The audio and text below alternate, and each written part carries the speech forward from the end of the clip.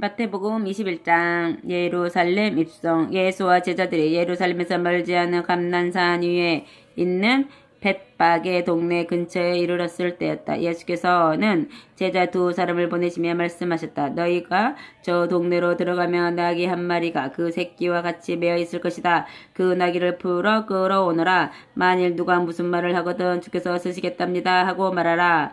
그러면 아무 일이 없을 것이다. 이 일은 옛 예언이 이루어지기 위한 것이었다. 너 시온 성아 기뻐 뛰어라. 너희 예루살렘 시민들아 환호성을 울려라. 보아라, 네 왕께서 네게로 오실 것이다. 그분은 의로우시고 노련한 해방자이시다. 그런데도 겸비하여 나귀를 타고 오신다. 잡종도 아니고 전투용도 아닌 새끼 나귀를 타고 오신다. 두 제자가 가서 예수께 일러 주신 대로 나귀와 새끼 나귀를 끌고 와서 그 위에 제자들의 겉옷을 얹어 놓았다. 예수께서 올라타시자 무리 가운데 많은 사람이 겉옷을 벗어 길에 폈으며 어떤 사람은 나뭇가지를 꺾어다가 길에 깔았다. 군중이 예수를 앞뒤에서 에워싸고 따라가면서 크게 환성을 올렸다. 호산나 다윗의 자손이여 주님의 이름으로 오시는 이여 비오니 우리를 구하소서. 한없이 높은 하늘에 계시는 하나님이여 호산나. 예수께서 예루살렘에 들어가시자 온 도시가 들끓었고 사람마다 이분이 누구요 하고 물었다. 무리는 이분은 예수님이요 갈릴리 나사렛에서 오신 예언자요 하고 대답하였다. 아멘. 성전 정화.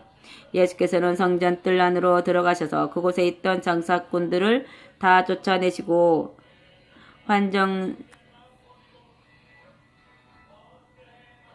환전상들의 탁자와 비둘기 장수들의 의자를 둘러 엎으셨다. 그리고 그들을 큰 소리로 꾸짖으셨다. 성경에 내 집은 기도하는 집이라 불리리라고 기록되어 있다.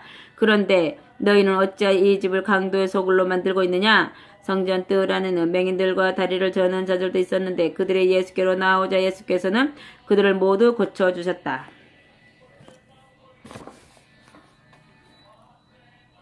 이런 이적을 놀라서 지켜보던 대제사장들과 율법학자들은 어린아이들까지 성전 안에서 호산나 다윗의 자손이여 우리를 보호하소서 하고 외치는 것을 보자 화가 나서 이 아이들이 뭐라고 하는지 들립니까? 하고 예수께 물었다. 예수께서 말씀하셔 듣고 있다. 너희는 어린이와 젖먹이까지도 주님의 권능을 찬송하오니라고 한 성경 말씀을 읽어보지 못하였느냐? 예수께서는 그들을 떠나 예루살렘 성 밖에 있는 베다니로 가셔서 거기서 밤을 보내셨다. 저주받은 무화과 나무. 이튿날 아침 예루살렘으로 돌아오시던 예수께서는 매우 시장하셨다. 그때 마침 길가에 무화과 나무 한 그루가 서 있는 것을 보시고 그리로 가까이 가보셨다. 그러나 잎사귀만 무성할 뿐 열매는 보이지 않자 네가 다시는 열매를 맺지 못할 것이다 하고 말씀하셨다. 그러자 그 무화과 나무는 곧 말라버렸다.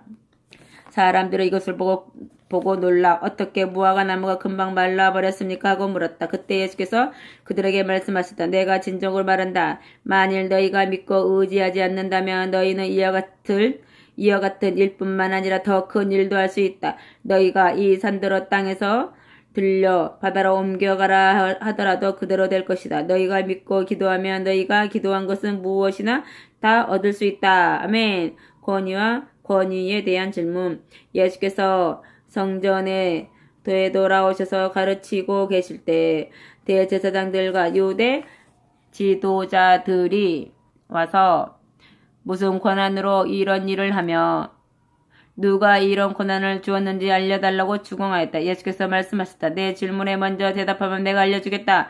요한은 무슨 권한으로 세례를 베풀었느냐? 하나님께 받은 권한이냐 아니면 사람에게서 받은 권한이냐? 그들은 자기들끼리 의논하였다. 만일 우리가 하나님께 받은 것이라고 말하면 그런데 왜 요한을 믿지 않느냐고 할 것이요. 또 사람에게서 받은 것이라 해도 궁지에 몰리기는 마찬가지일 것이요. 군중이 모두 요한을 예언자로 알고 있으니 말이요. 결국 그들은 우리는 모르겠습니다 하고 대답하였다. 그러자 예수께서는 그렇다면 나도 너희 질문에 대답하지 않겠다 하고 말씀하셨다.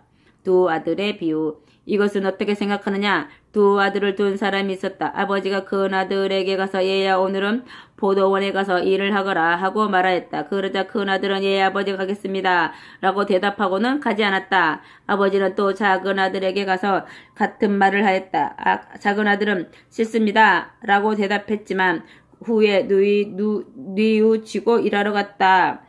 두 아들 중에 그의 아버지에게 순종한 아들은 어느 쪽이냐? 하고 예수께서 물으셨다. 그들이 물론 작은 아들입니다. 하고 대답하자 예수께서 그 말씀하신 뜻을 설명해 주셨다. 내가 진정으로 말한다. 분명히 못된 질만 일삼는다는 세리들과 장녀들이 너희보다 먼저 하나님 나라에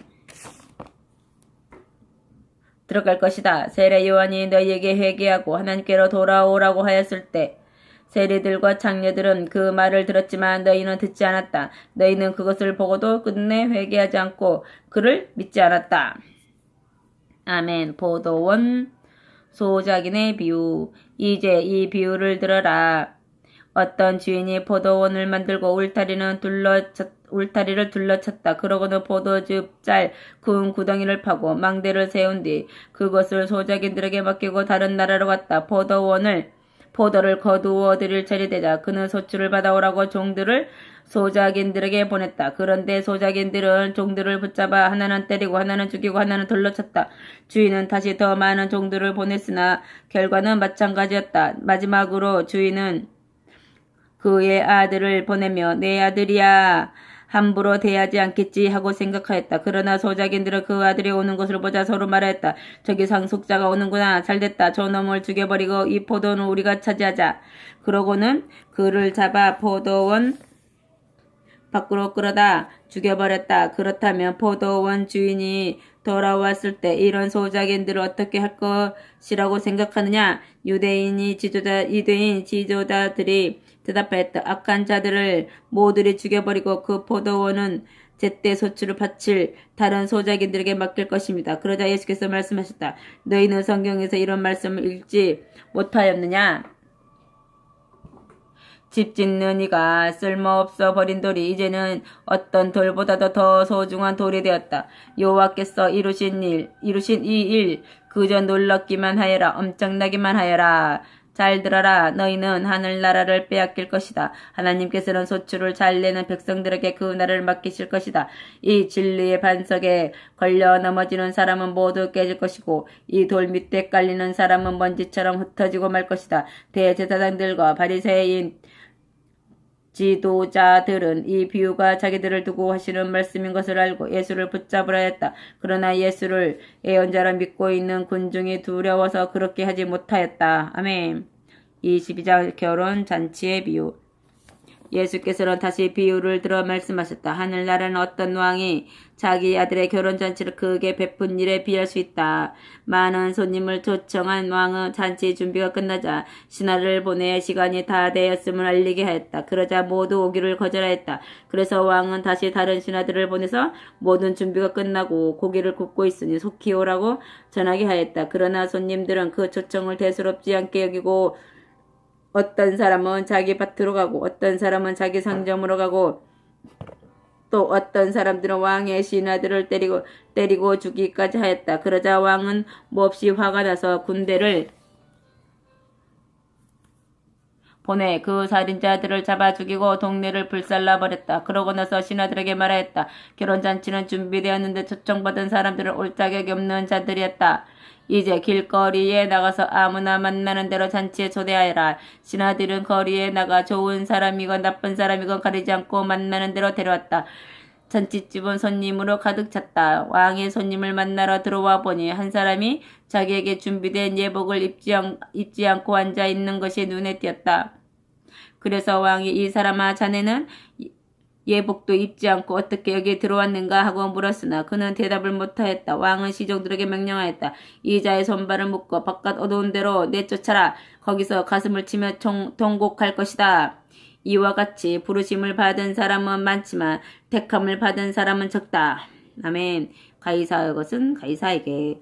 바리새파 사람들을 어떻게 하면 예수의 말씀에서 트집을 잡아 함정에 빠뜨릴 수 있을까 하고 모여서 궁리를 하였다. 그래서 자기네 제자들을 헤롯 당원들과 함께 예수께 보내어 이렇게 말하게 하였다. 선생님, 우리는 선생님이 진실하시고 또 누가 두려워서 말을 못하거나 사람의 겉모양으로만 보고 판단하시는 일이 없이 진리를 참되게 가르치시는 줄 알고 있습니다. 이제 우리에게 가르쳐 주십시오. 로마 정부에 세금을 바치는 것이 옳습니까? 옳지 않습니까?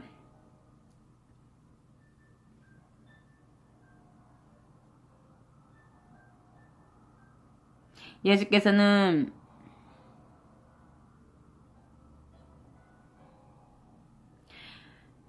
그들의 간교한 생각을 아시고 큰 소리로 말씀하셨다.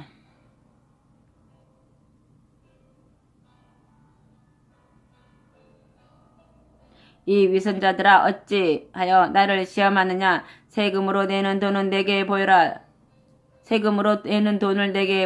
그들의 데나리오 한 입을 가져다가 보여드리자.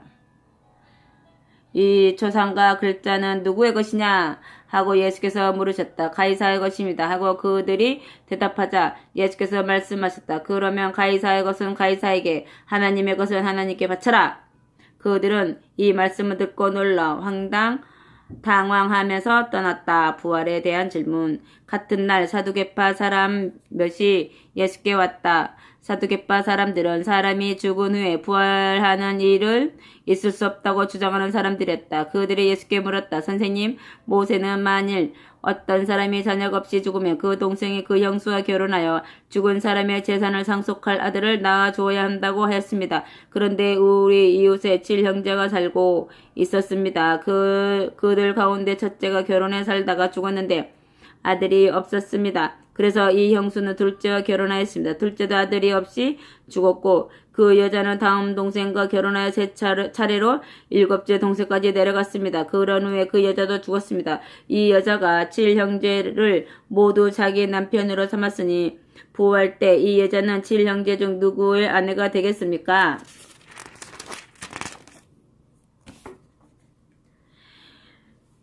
예수께서 대답하셨다. 너희는 성경도 모르고 하나님의 능력도 모르기 때문에 잘못 생각하고 있구나.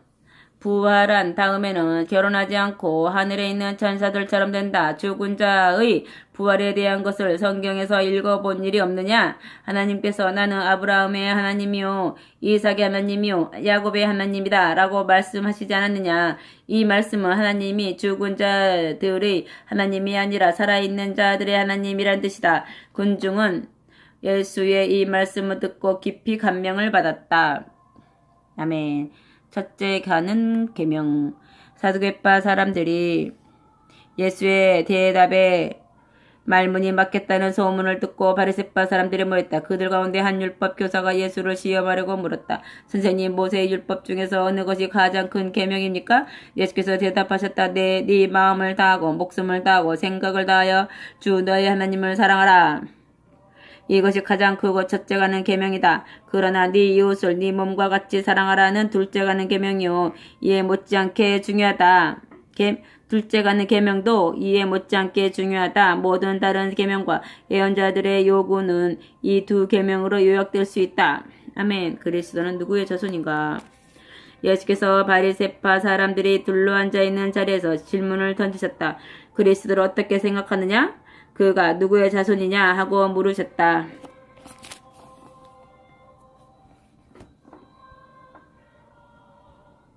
그들이 다윗의 자손입니다 하고 대답하자 예수께서 다시 물으셨다. 그렇다면 다윗이 성령의 가마로 그리스도를 주님이라고 부른 것은 어떻게 된 일인가? 다윗은 이렇게 말했다. 여호와께서 나의 주 임금님께 이르신 말씀이라. 여기 내 오른쪽에 앉아라. 내가 네 원수들을 네 발 아래 둘 때까지 앉아 있어라. 다윗이 그리스도를 주님이라고 불렀는데 그리스도가 어찌 그의 자손이 되겠느냐? 그들은 아무 대답도 못하였다. 그리고 그 후부터는 아무도 예수께 더 이상 질문하는 사람이 없었다. 아멘. 위선자에 대한 책망. 23장. 그때 예수께서 군중과 제자들에게 말씀하셨다. 율법 학자들과 바리새파 사람들은 모세의 자리에 앉아서 율법을 가르치고 있다. 그러니 그들이 말하는 것은 다 지켜라. 그러나 그들의 행실은 본받지 말라.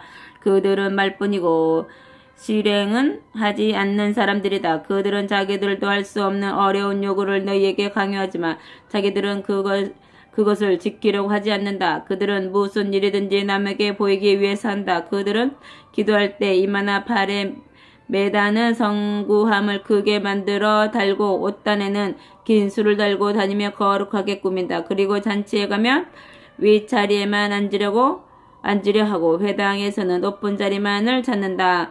길에 나서면 거드름을 피우고 인사받기를 좋아하며 사람들이 랍비라거나 스승이라고 불러주기를 바란다. 그러나 너희는 그렇게 불러주기를 바라지 말라. 하나님만이 너희의 랍비시고 너희는 모두가 형제이기 때문이다. 또 이 세상에 있는 어느 누구를 보고도 아버지라고 부르지 말라. 그렇게 불러야 할 분 오직 하늘에 계신 하나님 한 분뿐이시다. 또 너희는 지도자라고 불러도 안 된다. 너희의 지도자는 그리스도 한 분뿐이시다. 너희 중에 가장 낮아져서 남을 섬기는 사람이 가장 위대한 사람이다. 누구든지 자기를 높이는 사람은 낮아지고 자기를 낮추는 사람은 높임을 받게 될 것이다. 화가 있어라 너희 바리새파 사람들과 종교 지도자들아, 이 위선자들아, 너희는 하늘나라의 문을 가로막고 서서 너희 자신도 들어가지 않고 다른 사람도 못 들어가게 하고 있다. 과부들의 집에 가서 그 가산을 몽땅 삼켜버리고도 길거리에 나가서는 남에게 거룩하게 보이려고 길게 기도하는 이 위선자들아, 그렇다. 너희 같은 위선자들은 화를 받을 것이다. 너희는 겨우 한 사람을 개종시키려고 바다와 육지를 두루 다니다가 개종시킨 다음에는 그 사람을 너희보다 배나 더 악한 지옥의 자식으로 만들고 있다. 눈먼 안내자들아, 너희는 화를 받을 것이다. 너희가 정해놓은 규칙에 하나님의 성전을 두고 한 맹세는 지키지 않아도 그만이지만 성전에 황금을 두고 한 맹세는 반드시 지켜야 한다. 고하다니 이 눈멀거리석은 자들아, 어느 것이 더 중요하냐? 황금이냐? 그렇지 않으면 황금을 거룩하게 하는 성전이냐? 또 너희는 제단을 두고 한 맹세는 지키지 않아도 그만이지만 그 제단 위에 있는 제물을 두고 한 맹세는 반드시 지켜야 한다. 고하다니 이 눈먼 자들아, 어느 것이 더 중요하냐? 제물이냐? 그렇지 않으면 제물을 거룩하게 하는 제단이냐?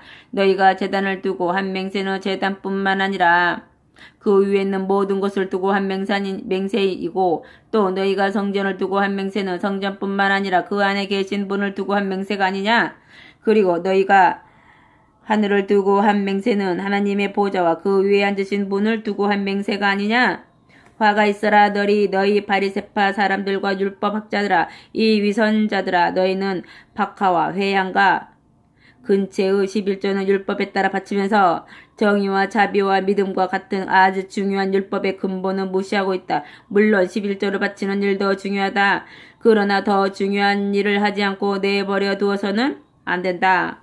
눈먼 지도자들아, 너희가 하루살이는 걸러내면서 낙타는 통째로 삼키는구나. 화가 있어라 너희 바리새파 사람들과 율법학자들아, 이 위선자들아, 너희는 잔과 접시의 겉은 깨끗이 닦아 놓지만 그 속은 방탕과 탐욕으로 더럽혀져 있다. 눈먼 바리새파 사람들아, 먼저 잔 속을 깨끗이 닦아라. 그래야 잔 안팎이 다 깨끗해질 것이다. 화가 있어라 너희 바리새파 사람들아, 율법학자들아, 이 위선자들아, 너희는 아름답게 장식한 무덤 같아서 겉은 좋아 보이지만 그 속에는 죽은 사람의 뼈와 썩은 것이 가득 차 있다. 겉으로는 거룩한 사람처럼 보이지만 속에는 온갖 위선과 죄가 가득 차 있다. 화가 있어라 바리새파 사람들과 율법학자들아, 이 위선자들아, 너희는 너희 조상이 죽인 예언자들의 무덤을 단장하고 성인들의 무덤 앞에 비석을 세워놓고는 우리는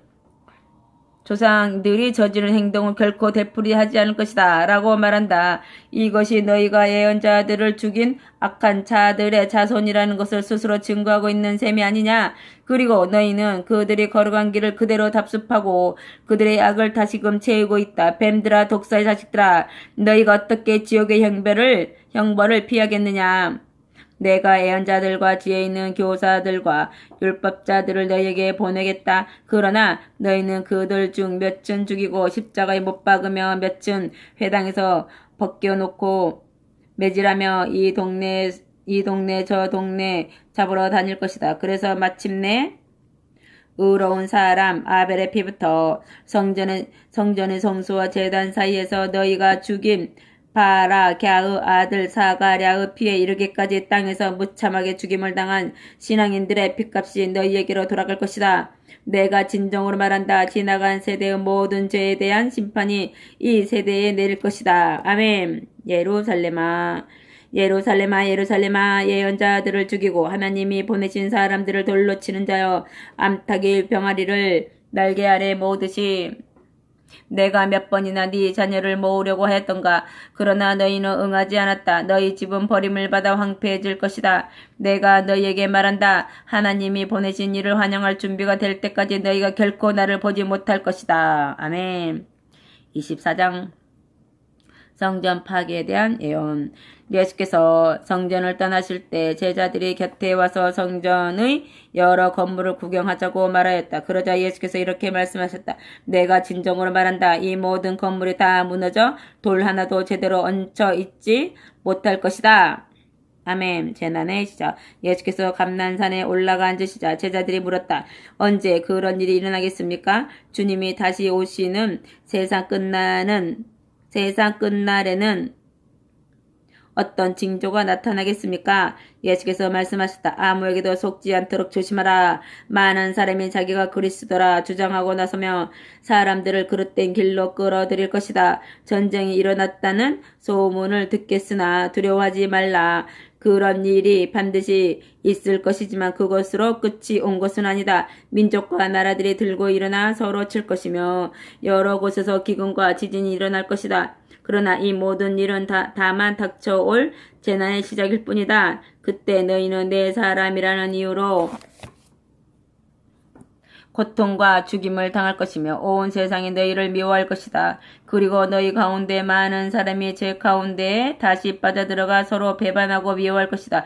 또한 거짓 예언자가 곳곳에서 나타나 많은 사람을 미혹하고 세상은 무법천지가 되며 사랑이 식을 것이다. 그러나 끝까지 참는 사람은 구원을 받을 것이다. 하나님의 나라의 기쁜 소식이 온 세상에 전파되어 모든 민족이 그것을 듣게 될 것이다. 그러고 나서야 끝이 올 것이다. 아멘. 가장 큰 재난. 그러므로 예언자 다니엘이 말한 대로 흉측한 물건이 거룩한 곳에 선 것을 보거든 읽는 자들은 이 말이 무슨 뜻인지 새겨들어라. 유대에 있는 사람들은 산으로 도망하라. 지붕 위에 있는 사람은 집 안에 있는 물건을 꺼내려고 내려오지 말고 밭에 있는 사람은 겉옷을 가지러 집으로 돌아가지 말라. 이런 때 임신한 여자들과 갓난아기가 딸린 여자들은 불행하다. 겨울이나 안식일에 피난 가는 일이 없도록 기도하여라. 세상 처음부터 지금까지 없었고 앞으로도 다시 없을 고통을 겪게 될 것이기 때문이다. 그 기간이 단축되지 않는다면 아무도 구원받지 못할 것이다. 그러나 하나님께서 택하신 사람들을 위해 그 기간을 단축해 주실 것이다. 그때 만일 어떤 사람이 너희에게 이분이 그리스도다 또는 저분이 그리스도다 하고 말하더라도 그 말을 믿지 말라. 아멘. 거짓 그리스도들과 거짓 예언자들이 나타나서 놀라운 이적들을 행하여 하나님께서 택하신 사람들까지도 속일 수만 있다면 속이려 할 것이다. 내가 경고해둔다. 그러므로 만일 어떤 사람이 너희에게 그리스도가 광야에 계신다 또는 그가 이러저러한 곳에 숨어 계신다 하고 하더라도 그 말을 믿지 말라. 아멘. 번개가 동쪽에서 치면 서쪽까지 번쩍이듯이 인자도 그렇게 올 것이다. 시체가 있는 곳에는 독수리가 모여들기 마련이다. 아멘. 메시아가 오는 날. 이런 고통의 기간이 지나면 곧 태양은 어두워지고 달은 빛을 내지 못하며 별들을 하늘에서 떨어지고 천체마저도 흔들릴 것이다. 그러면 드디어 인자가 온다는 징조가 하늘에 나타날 것이고 땅에서는 사방에서 사람들이 가슴을 치며 통곡할 것이다. 그때 이 세상의 모든 민족은 인자가 하늘에서 구름을 타고 권능과 큰 영광으로 오는 것을 보게 될 것이다. 그리고 나팔 소리가 크게 울려 퍼지는 가운데 인자가 보낸 천사들이 하늘 이 끝에서부터 저 끝까지 사방에서 그가 택한 사람들을 모을 것이다. 아멘. 무화과 나무의 비유. 무화과 나무의 교훈을 배우라. 가지가 연해지고 잎이 돋으며 너희는 여름이 가까운 것을 안다.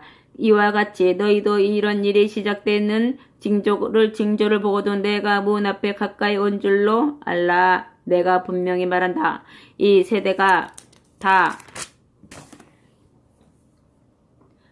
지나기 전에 끝이 올 것이다. 하늘과 땅은 사라질지라도 내 말은 결코 사라지지 않을 것이다. 아멘. 그 날과 시간은 그 시간 아무도 모른다. 그러나 그날과 그 시간 아무도 모른다. 하늘의 천사도 모르고 아들도 모른다. 다만 아버지만 아신다. 인자가 올 때도 노아 때와 같이 될 것이다. 노아 때 사람들은 노아가 방주 안에 들어갈 때까지 흥겨운 잔치를 벌이며 장가가고 시집가고 하였다. 사람들은 홍수가 나서 휩쓸려 갈 때까지도 무슨 일이 일어나고 있는지 아무것도 모르고 있었다. 내가 올 때도 그럴 것이다. 그때 두 사람이 밭에서 일하고 있어도 한 사람은 데려가고 한 사람은 버려둘 것이다. 두 여자가 함께 맷돌을 갈고 있어도 한 사람은 데려가고 한 사람은 버려둘 것이다. 그러니 준비하고 있어라. 너희 주인이 언제 올지 너희가 알지 못하리라. 만일 집주인이 밤에 도둑이 드는 시간을 알았다면 깨어 있으면서 도둑을 지킬 것이다. 그러니 언제나 준비하고 있어라. 인자는 너희가 생각지도 않을 때 예고도 없이 올 것이다. 아멘. 충성된 종과 불충한 종. 슬기롭고 충성스러운 종은 과연 어떤 사람이겠느냐? 주인이 맡긴 집을 잘 관리하고 주인의 자녀들에게 때에 맞춰 양식을 나누어주는 사람이 아니겠느냐? 그 주인이 돌아왔을 때 종이 맡은 일을 충실하게 하고 있는 것을 보게 된다면 그 종은 칭찬을 받을 것이다.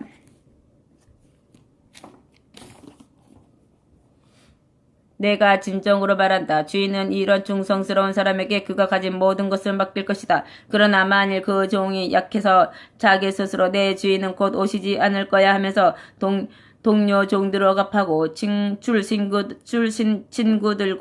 술친구들과 흥청망청 놀고 술에 취해 있다면 생각지도 않은 시간에 예고도 없이 집주인이 돌아올 것이다.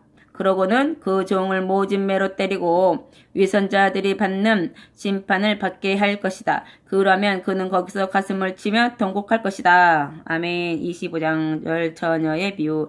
하늘나라는 열처녀가 저마다 등불을 들고 신랑을 맞으러 나간 것에 비유할 수 있다. 그 가운데 5은 미련하고 5은 슬기로웠다. 미련한 처녀들은 등잔은 가지고 있었으나 기름을 채우는 것을 잊어버렸고 슬기로운 처녀들은 등잔에 기름을 가득 채워 가지고 있었다. 처녀들은 밤이 늦도록 신랑이 오지 않자 모두 졸다가 잠이 들었다. 그런데 한밤중쯤 되어 신랑이 온다. 나와서 맞아들으라고 외치는 소리가 들려왔다. 처녀들은 모두 일어나 제각기 등불을 손질하였다. 기름을 채워 놓지 않은 5 처녀들은 다른 처녀들에게 기름을 좀 나누어 달라고 청하였다. 그들의 등잔불이 꺼져가기 때문이었다. 그러자 다른 처녀들이 대답하였다. 우리 것을 나누어주면 우리마저 모자라게 돼. 그러니 가게에 가서 너희가 쓸 것을 사오는 것이 좋겠어. 미련한 처녀들이 기름을 사러 간 사이에 신랑이 왔다. 준비하고 기다리고 있던 처녀들은 신랑과 함께 결혼잔치를 하러 들어갔고 문은 잠겼다. 그런 뒤에 미련한 5 처녀들이 돌아와 문 밖에 서서 소리쳤다. 주님, 문 좀 열어주세요. 그러나 신랑이 안에서 말하였다. 내가 진정으로 말한다. 나는 너희를 알지 못한다. 그러므로 항상 깨어 준비하고 있어라. 그날과 그 시간은 너희는 모르지 않느냐? 달란트 비유. 하늘나라는 마치 어떤 사람이 먼 나라로 길을 떠나면서 자기 종들을 불러 돈을 맡긴 것에 비유할 수 있다. 그는 각자의 능력에 따라 한 사람에게는 5 달란트를, 한 사람에게는 2 달란트를, 또 한 사람에게는 1 달란트를 주고 여행을 떠났다. 5 달란트를 받은 사람은 곧 그 돈으로 장사를 하여 5 달란트를 더 벌었다. 2 달란트를 받은 사람도 그렇게 하여 2 달란트를 더 벌었다. 그러나 1 달란트를 받은 사람은 땅을 파고 그 돈을 안전하게 묻어두었다. 얼마 뒤에 주인이 여행에서 돌아와 자기 돈을 세마려고 그들을 불렀다. 5 달란트를 받은 사람이 10 달란트를 주인에게 가지고 왔다. 주인은 그가 일을 아주 잘한 것을 보고 이렇게 말하였다. 네가 이 작은 일에 충성을 다했으니 이제 내가 더 큰 일을 너에게 맡기겠다. 어서 와서 나와 함께 기쁨을 나누자. 다음에는 2달란트를 받은 사람이 와서 보고하였다. 주인님이 주신 2달란트를 제가 배로 남겼습니다. 주인은 그에게도 잘하였다. 너는 착하고 충성스러운 종이다. 네가 이 작은 일에 충성을 다했으니 이제 내가 더 큰 일을 너에게 맡기겠다. 어서 와서 나와 함께 기쁨을 나누자 하고 말하였다. 이번에는 1달란트를 받은 사람이 와서 말하였다. 주인님, 저는 주인님이 씨를 뿌리지도 않은 곳에서 거두어 드리고 심지도 않은 데서 모아 드리는 인색하고 매정한 분이신 줄을 잘 알고 있지요. 그래서 제가 이익을 남기더라도 빼앗아 갈 것이므로 돈을 다만 땅 속에 감추어 두었다가 그냥 가지고 왔습니다. 그러자 주인이 그 종에게 호통을 쳤다. 이 약하고 게으른 종아, 네가 나를 그런 매정한 사람으로 알고 있었다면 너는 적어도 내 돈을 이자 놀이하는 사람에게 맡겨두어 내가 이자라도 받을 수 있도록 해주었어야 할 것이 아니냐? 여봐라, 이자가 가진 돈을 빼앗아 10달란트를 가진 사람에게 주어라. 자기에게 주어진 것을 잘 활용하는 사람은 더 많이 받아서 풍족하게 될 것이고 책임을 다하지 못하는 사람은 가지고 있는 것마저도 빼앗길 것이다. 이 쓸모없는 인간을 바깥 어두운 곳에 내쫓아라. 거기서 가슴을 치며 통곡할 것이다. 아멘. 마지막 심판. 인자가 영광에 쌓여 모든 천사를 거느리고 와서 영광스러운 보좌에 앉을 때 모든 민족이 불려나와 인자 앞에 모일 것이다. 그때 내가 마치 목자가 양과 염소를 갈라놓듯이 사람들을 갈라서 양은 오른편에 염소는 왼편에 둘 것이다. 그리고 왕인 나는 내 오른편에 있는 사람들에게 이렇게 말할 것이다. 내 아버지께 복받을 사람들아, 와서 천지 창조 때부터 너희를 위하여 준비한 이 나라에 들어가라.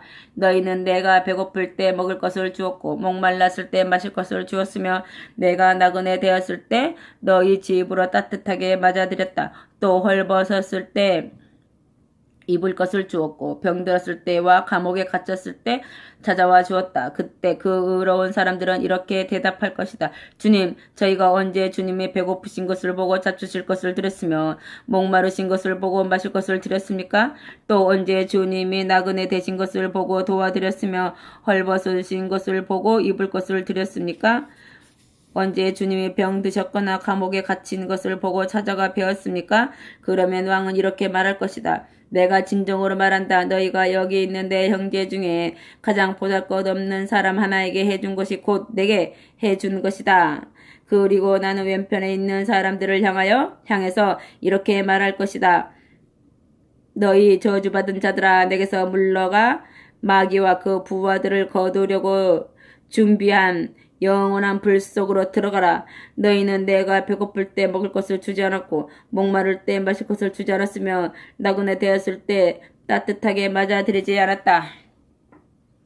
또 헐벗었을 때 입을 것을 주지 않았고 병들었을 때나 감옥에 갇혔을 때도 찾아와 주지 않았다. 그러면 그들도 대답할 것이다. 주님이 언제 배고프고 목마르셨으며 나그네 되고 헐벗으셨으며 병들고 감옥에 갇히셨던 일이 있었기에 저희가 보고도 돌보아 드리지 않았다 하십니까? 그때 왕이 말할 것이다. 내가 진정으로 말한다. 여기 있는 내 형제 중에 가장 보잘것없는 사람 하나에게 해주지 않은 것이 곧 내게 해주지 않은 것이다. 그리하여 그들은 영원히 벌받을 곳으로 쫓겨날 것이고 바르게 산 사람들은 영원한 생명으로 들어갈 것이다. 아멘. 26장 예수를 죽일 음모. 예수께서는 말씀을 다 마치시고 제자들에게 너희도 알다시피 이제 이틀만 있으면 6월절이 된다. 그날 잔치에서 인자는 배반을 당하여 십자가에 달리게 될 것이다. 하고 말씀하셨다. 바로 그 무렵에 대제사장들과 유대 지도자들은 대제사장 가야바의 관저에 모여 예수를 아무 탈 없이 붙잡아 죽일 흉계를 꾸미고 있었다. 그러나 그들은 백성들의 소동을 일으킬지도 모르니 6월절 잔치 기간에는 피하도록 합시다 하고 의견을 모았다. 향유를 부은 여자. 예수께서 베다니에 있는 나병 환자 시몬의 집으로 가셨다. 거기서 식사하실 때 한 여자가 매우 값진 향유 한 옥합을 가지고 와서 예수의 머리에 부었다. 그러자 제자들이 화를 내며 말하였다. 왜 그 비싼 것을 낭비하오? 그것을 팔아 큰 돈을 만들었더라면 가난한 사람들을 도울 수 있지 않소? 예수께서 그것을 아시고 말씀하시다. 왜 그 여자를 힐난하느냐? 그 여자는 내게 아름다운 일을 해주었다. 가난한 사람들은 언제나 너희 주변에 있지만 나는 언제나 너희와 같이 있지 않을 것이다. 그 여자가 내 몸에 향유를 부은 것은 내 장례를 미리 준비하기 위한 것이다. 내가 진정으로 말한다. 세상 어디든지 이 복음이 전파되는 곳마다 이 여자가 한 일도 전해져서 사람들은 이 여자를 영원히 기억할 것이다. 아멘. 배신을 약속한 유다. 그 무렵 12제자 가운데 하나인 가룟 유다가 대제사장들에게 가서 내가 당신들에게 예수를 넘겨주면 얼마를 주겠소? 하고 물었다. 그러자 그들은 운전 30입을 그에게 주었다.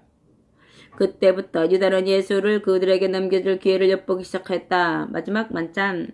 6월절 누룩 없는 떡을 먹는 날 제자들이 예수께 와서 물었다. 저희가 6월절 음식을 어디다 차리면 좋겠습니까? 예수께서 대답하셨다. 성 안에 들어가 이러저러한 사람을 찾아가서 우리 선생님께서 자신의 때가 왔다고 하시면서 제자들과 함께 댁에서 6월절 음식을 잡수시겠다고 하십니다. 라고 전해라. 제자들이 예수께서 일러주신 대로 만찬을 준비했다. 그날 저녁 12제자와 함께 식탁에 앉으신 예수께서는 이렇게 말씀하셨다. 내가 진정으로 말한다. 너희 가운데 한 사람이 나를 배신할 것이다. 제자들은 무척 걱정이 되어 저마다 제가 그 사람입니까? 하고 물었다. 예수께서 대답하셨다. 지금 나와 함께 그릇에 손을 놓고 있는 사람이 바로 그 사람이다.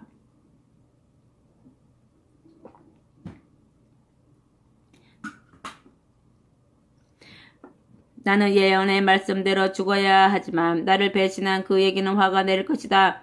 그는 차라리 세상에 태어나지 않았더라면 좋았을 것이다. 그때 예수를 배반할 유다가 선생님 제가 그 사람입니까? 하고 묻자 예수께서는 그렇다 하고 대답하셨다. 그들이 음식을 먹을 때 예수께서 떡을 들어 축복하시고 제자들에게 나누어 주시며 이것을 받아 먹어라. 이것은 내 몸이다. 하고 말씀하셨다. 또 잔을 들어 감사 기도를 드리시고 그들에게 주시며 말씀하셨다. 너희는 모두 이 잔을 받아 마시라. 이것은 새 계약을 표시하는 나의 피다. 많은 사람의 죄를 용서하기 위하여 흘리는 나의 피다. 내 말을 잘 기억해 두어라. 이제부터 나는 내 아버지의 나라에서 너희와 함께 새 포도주를 마실 그 날까지 결코 포도주를 마시지 않을 것이다. 그들은 찬미의 노래를 부르며 감난산으로 올라갔다.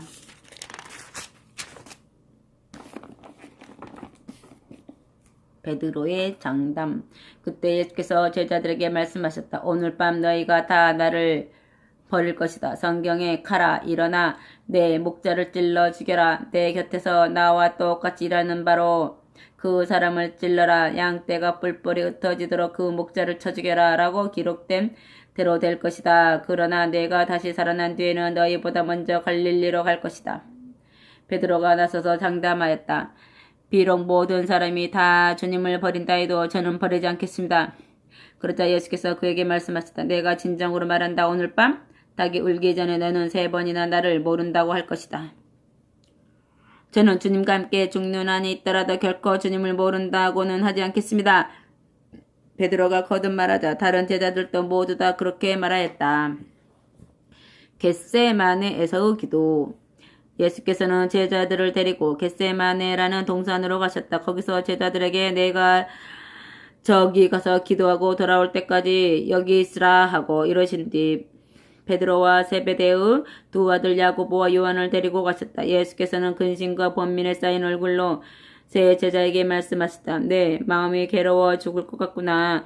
여기 머물러 있어라. 여기서 나와 함께 깨어 있어다오. 예수께서는 홀로 조금 앞으로 나아가서 얼굴을 땅에 대고 기도하셨다. 아버지 만이 하실 수만 있으시면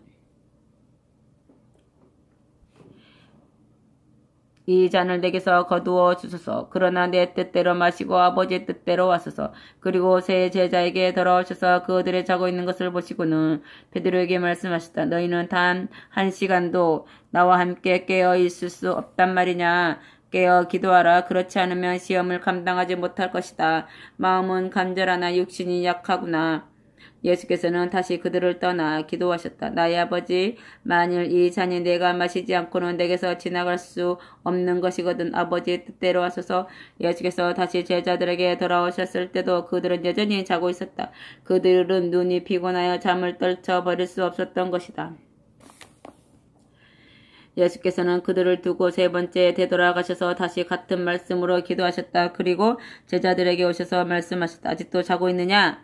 그렇게도 피곤하더란 말이냐? 하지만 때가 왔다. 인자는 악한 자들의 손에 넘겨지게 될 것이다. 일어나 가자. 보라, 나를 넘겨줄 자가 가까이 왔다. 예수께서 잡히시다. 예수의 말씀이 채 끝나기도 전에 12제자 가운데 하나인 유다가 대제사장들과 유대 제자들이 보낸 많은 무리와 함께 왔다. 그들은 칼과 몽둥이를 들고 있었다. 유다는 그들에게 자기가 입맞추는 사람이 바로 예수이니 그를 잡으라고 미리 말해두었다. 그래서 유다는 곧바로 예수께 다가가서 선생님, 안녕하십니까? 하고 다정하게 껴안으며 입맞추었다. 예수께서 친구여, 어서 네가 하고자 하는 일을 하라. 하고 말씀하시자 사람들이 달려들어 예수를 붙잡았다. 그때 예수와 함께 있던 사람 하나가 대제사장의 종의 귀를 칼로 내리쳤다. 그러자 예수께서 말씀하셨다. 네 칼을 칼집에 도로 꽂으라. 칼을 쓰는 사람은 칼로 망한다. 너희는 내가 내 아버지께 정하기만 하면 당장에 12군단도 더 넘는 천사들을 보내어 우리를 지켜주실 수 있다는 것을 모르느냐? 그러나 만일 내가 그렇게 한다면 이미 이 일이 일어나리라고 한 성경의 말씀이 어떻게 이루어지겠느냐. 그리고 예수께서는 무리를 향해 이렇게 말씀하셨다. 내가 마치 위험한 강도라도 되듯이 칼과 몽둥이를 들고 나를 잡으러 왔느냐. 내가 전에 날마다 성전에서 너희를 가르칠 때는 가만 있지 않았느냐. 그러나 이 모든 것이 이렇게 된 것은 성경에 기록된 예언자들의 말씀을 이루려는 것이다. 그동안 제자들은 예수를 버리고 모두 달아났다. 의회 앞에 서시다. 그들은 예수를 끌고 대제사장 가야바의 집으로 갔다. 거기에는 율법 학자들과 모든 유대 제자들이 모여 있었다. 한편 멀찍이 떨어져서 예수를 뒤따라간 베드로는 대제사장의 집 안뜰에까지 들어가 예수께 무슨 일이 일어나는가 보려고 군인들 사이에 끼어 앉아 있었다.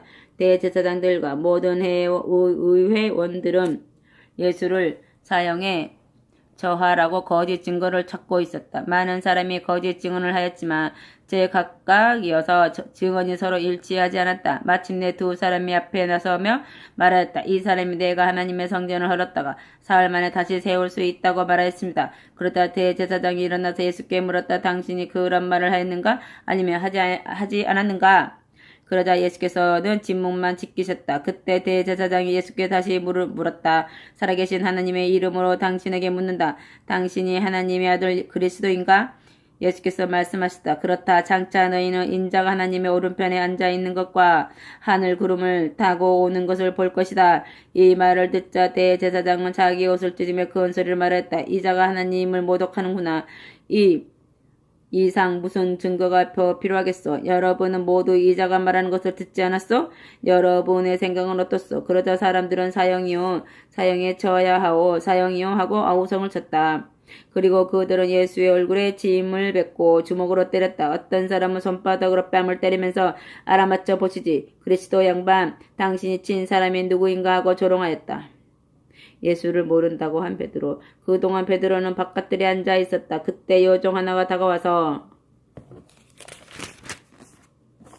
당신도 저 갈릴리 사람 예수와 같이 다니던 사람이죠? 하고 말하였다. 그러자 베드로는 큰 소리로 네가 무슨 소리를 하고 있는지 모르겠다 하고 화를 내며 부인하였다. 조금 지나서 베드로가 대문 곁으로 가니 다른 여종이 그를 보고 둘러서 있는 사람들에게 이 사람도 나사렛 예수와 같이 다니던 사람이에요 하고 말하였다. 베드로는 또 그 말을 부인하고 이번에는 맹세까지 하면서 나는 그 사람을 전혀 알지 못하오 하고 말하였다. 그러나 조금 후에 거기 서 있던 사람들이 베드로에게 다가와서 당신은 그 사람의 제자인 게 틀림없소.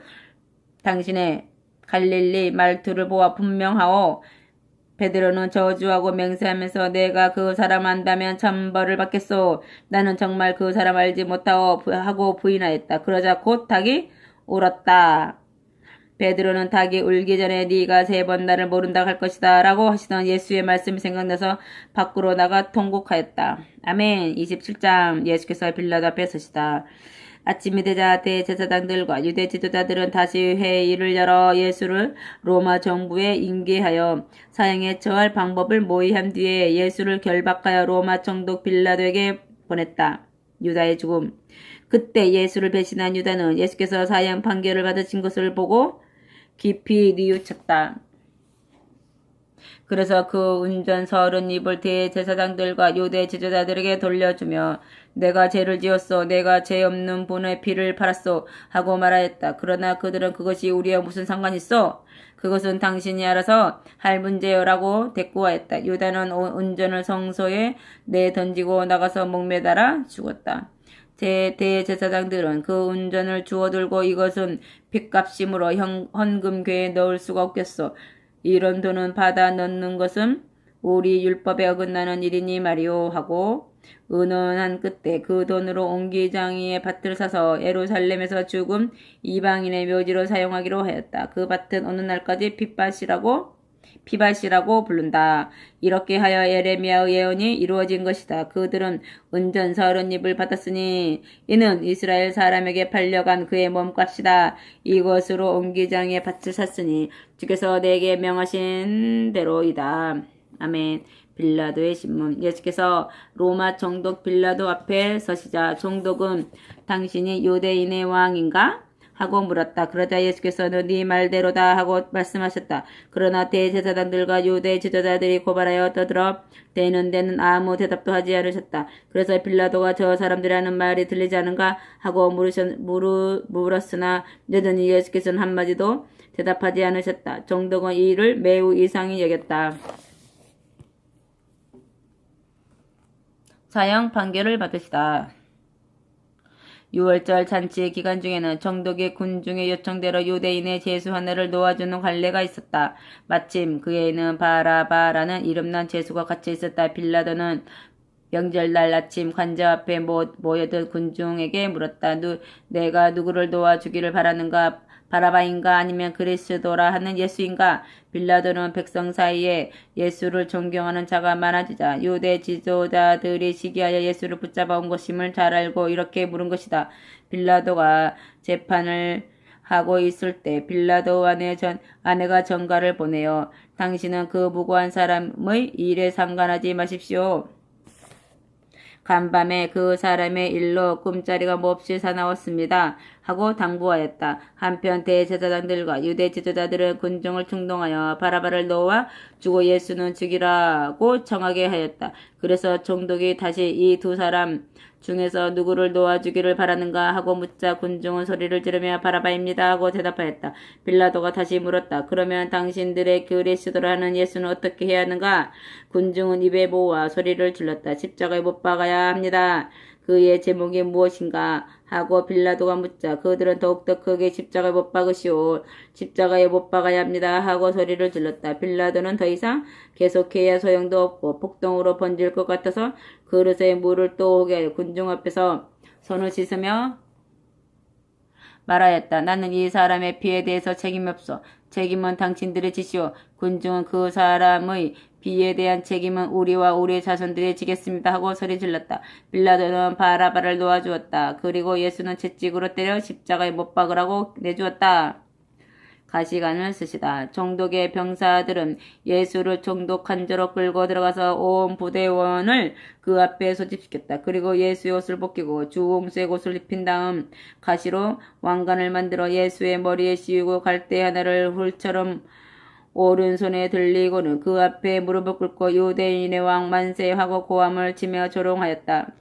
그들은 또 예수께 짐을 뱉고 갈대를 빼앗아 머리를 때렸다. 이렇게 조롱한 후에 주홍색 옷을 벗기고 예수의 옷을 다시 입혀 십자가에 못 박으려고 끌고 나갔다. 주여 십자가에 못 박히시다. 그들은 사형 집행장으로 가는 길에 구레네 사람 시몬으로 하여금 억지로 예수를 예수의 십자가를 지고 가게 하였다. 병사들은 해골산이란 뜻의 골고다에 닿자 쓸개를 탄 포도주를 예수께 마시라고 주었다. 그러나 예수께서는 그것을 맛보고 마시기를 거절하셨다. 병사들은 예수를 십자가에 못 박았다. 그러고 나서 주사위를 던져 예수의 옷을 나누어 가진 다음 거기에 앉아 십자가에 달린 예수를 지키고 있었다. 예수의 머리 위에는 유대인의 왕 예수라는 죄패가 붙어 있었다. 그날 아침에는 강도 두 사람도 십자가형을 받아 예수의 양편에 달려 있었다. 지나가던 사람들이 예수께 욕을 퍼붓고 고개를 흔들며 말하였다. 그래, 네가 성전을 헐고 사흘 만에 다시 짓겠다고 했지? 네가 정말 하나님의 아들이거든. 어서 네 자신이나 구원하고 그 십자가에서 내려와 보시지. 대제사장들과 율법학자들과 유대의 지도자들도 예수를 조롱하고 비웃었다. 남은 구한다면서 자신은 구원하지 못하는군. 그래, 유대인의 왕이라고 십자가에서 내려와 보시지. 그럼 우리가 믿겠다. 하나님을 믿고 있다니 하나님께 불어놓아 그 증거를 보여주시라고 해. 내가 하나님의 아들이라고 큰 소리 치지 않았는가? 말이야. 함께 십자가에 못 박힌 두 강도도 마찬가지로 예수를 모욕하였다. 숨을 거두시다. 그날 낮 12시부터 어둠이 온 땅을 덮더니 오후 3시까지 3시간 동안 계속되었다. 3시쯤 되어 예수께서 큰 소리로 엘리 엘리 라마 사박다니 하고 부르짖었다. 이 말씀은 나의 하나님 어찌하여 나를 버리셨나이까? 라는 뜻이다.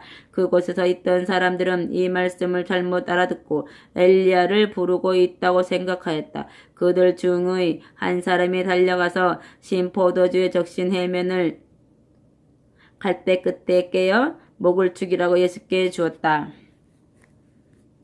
그러나 다른 사람들은 그냥 내버려 두시오. 엘리야가 와서 구해주나 봅시다고 말하였다. 예수께서는 다시 한번 큰 소리를 지르고 숨을 거두셨다. 바로 그때 성전 휘장이 위에서 아래로까지 두 폭으로 찢어지고 땅이 흔들리며 바위가 갈라졌다. 그리고 무덤이 열리면서 잠들었던 많은 옛 성도들이 다시 살아났다. 그들은 예수께서 부활하신 후에 무덤을 떠나 예루살렘으로 들어가서 많은 사람에게 나타났다. 예수를 십자가에 못 박은 병사들과 그들의 백부장의 지진과 일어난 모든 일을 보고 몹시 두려워하며 이 사람이 참으로 하나님의 아들이었구나 하고 말하였다. 예수의 시중을 들며 갈릴리에서부터 따라온 많은 여자들도 먼 데서 이 광경을 지켜보고 있었다. 그 중에는 막달라 마리아와 야고보와 요셉의 어머니 마리아와 세베대의 아들인 야고보와 요한의 어머니가 있었다. 무덤에 묻히시다.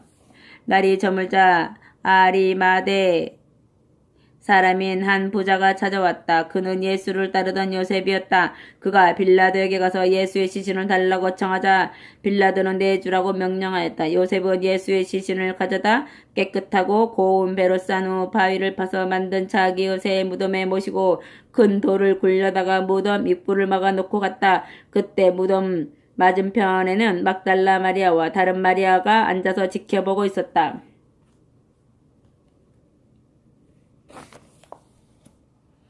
무덤을 지키는 경비병. 이튿날 곧 예비일 다음 날 대제사장과 바리새파 사람들이 빌라도에게 몰려가서 말하였다. 각하 세상을 미혹하던 그 사람이 살아있을 때 나는 사흘 만에 다시 살아날 것이다 하고 말한 적이 있습니다. 그러니 각하께서 사흘 동안은 무덤을 단단히 지키도록 명령을 내려주시기를 청합니다. 혹시 그의 제자들이 이 시체를 훔쳐다가 놓고 백성에게는 다시 살아났다고 떠들어댈지도 모르기 때문입니다. 만일 그렇게 되면 처음보다 더 심한 혼란이 생길 것입니다. 빌라도가 그들에게 대답하였다. 당신들의 성전 경비병을 쓰시오. 그들이 충분히 지킬 수 있을 것이요. 그래서 그들은 가서 그 돌에다가 봉인을 하고 경비병을 세워 무덤을 단단히 지키게 하였다. 아멘. 28장. 예수께서 부활하시다. 안식일이 지나고 그 이튿날 동이틀 무렵 막달라 마리아와 다른 마리아가 무덤을 찾아갔다. 그런데 갑자기 큰 지진이 일어나더니 주님의 천사가 하늘에서 내려와 그 돌을 굴려내고 그 위에 앉았다. 천사의 얼굴은 찬란하게 빛났고 옷은 눈부시게 희었다. 그것을 본 경비병들은 겁에 질려서 죽은 사람처럼 땅바닥에 엎어졌다. 그때 천사가 그 여자들에게 이렇게 말했대. 무서워하지 말라. 너희가 십자가에 달리셨던 예수를 찾고 있는 줄을 내가 안다.